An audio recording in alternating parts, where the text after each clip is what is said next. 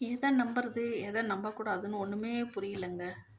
சரி நமக்கு வந்து ம் என்ன சொல்றது? அட்லீஸ்ட் இப்ப பிக் பாஸ் வந்திருக்கு. டிவி பார்க்கலான்னு சொல்லிட்டு அதுக்கு அடிக்ட்டே ஆயிட்டேன். லைவ் வந்து ஓடும், ஓடும், ஓடும். வீட்ல வந்து சமையல் பண்றப்போ, சாப்பிடுறப்போ, எல்லா டைமும் நான் பிக் பாஸ் பார்த்துட்டே தான் எல்லாமே நான் செய்வேன். சரிங்களா?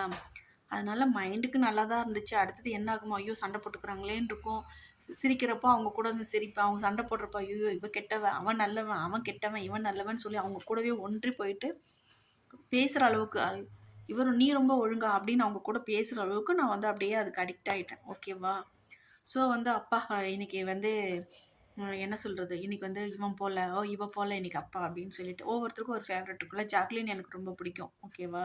ஏற்கனவே அவங்க ஸ்டார்ட்டிங் டூ எண்ட் வரைக்கும் எல்லாருக்கும் சமைச்சு போடுறது, இந்த கேரிங் அதெல்லாம் ரொம்ப பிடிச்சது. ஸோ வந்து ஜாக்லின் இருக்கிறதுல எனக்கு எந்த ஆட்சேபனையும் இல்ல. ஆனா பார்த்தீங்கன்னா, எதையும் நம்பாதே என்னது சொல்லுவாங்க தெரியுமா? "கண்ணால் பார்ப்பதும் பொய், காதால் கேட்பதும் பொய், தீர விசாரிப்பதே மெய்ன்னு" சொல்லுவாங்க. அந்த மாதிரி ஆயிடுச்சு பிக் பாஸ். யாரு போவாங்கன்னு பார்க்கலையோ அவங்கலாம் இருப்பாங்கன்னா, இந்த வாரம் உங்களுக்கே தெரிஞ்சிரும் நான் யார சொல்றேன்னு. ஃபர்ஸ்ட் லெட்டர் வந்து டி. ஓகேவா? உண்மையா சொல்றேன். ஒரு ஜென்யூன் கேரக்டர் அவங்க. தீபக் வந்து. பார்த்தீங்கன்னா வந்து ஒரு பெரிய மனுஷி எப்படி நடந்துக்கணுமோ அப்படிதான் நடந்துப்பாங்க. ஆனா பார்த்தீங்கன்னா, அந்த கேம் டைம்லலாம் அவங்கள மாரி விளையாடுறவங்க யாருமே கிடையாது. அதே மாரி ஜாக்லின் வந்து வெரி ஜென்யூன் கேரக்டர் அவங்க. கடைசில பார்த்தா, தீபக் வந்து இந்த வாரம் கிளம்பிட்டாங்க போல இருக்கு. இப்போ நைட்டு தான் தெரியும். நான் இப்ப பேசுறது ஈவினிங்கே. நேத்து வந்து அருண் போயிட்டாங்க பாவம். அருண் கூட ஜென்யூன் கேரக்டர் தான். ஆனா ஒண்ணுங்க, ஒண்ணுமே செய்யாதவங்க ஒருத்தர் வீட்ல இருக்காங்க. 2வது பார்த்தீங்கன்னா வந்து ரொம்ப மனசே ஆற மாட்டேங்குது. என்ன சொல்றது?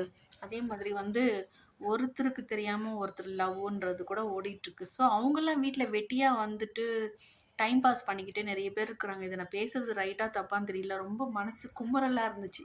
அதுக்கு தான் இப்ப பேசி வீடியோ போடுறேன். சத்தியமா சொல்றேன். இன்னைக்கு வந்து டி போவாங்கன்னு எதிர்பார்க்கவே இல்ல. நெனச்சா ஃபீல் ஆகுது எனக்கு. அப்ப நல்லவங்களுக்கெல்லாம் காலமே இல்லையாங்க? கெட்டவங்களுக்கு தான் காலமா உண்மையில?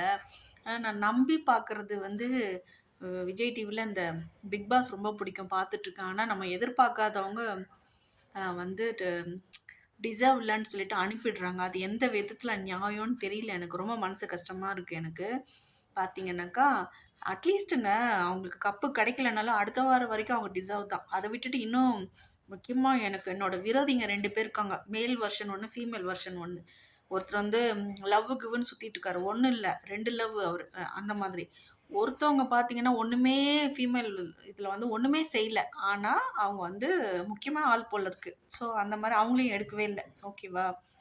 அந்த மாதிரி இருக்கு. ஸோ, உலகத்துல வந்து யார நம்புறது, யார நம்பலன்னு சத்தியமா தெரியல. நீங்களும் பத்திரமா இருந்துக்குங்க அவ்வளோதான். யாரையுமே நம்பக்கூடாதுன்னு மட்டும் புரியுது. எதையுமே நம்பக்கூடாது, யாரையுமே நம்பக்கூடாது. அது மட்டும் நல்லா புரிஞ்சுக்கிட்டேன்.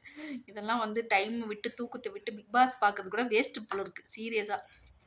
ஃபினாலே வரைக்கும் பார்ப்பேனான்னு தெரியல இதுக்கப்புறம்.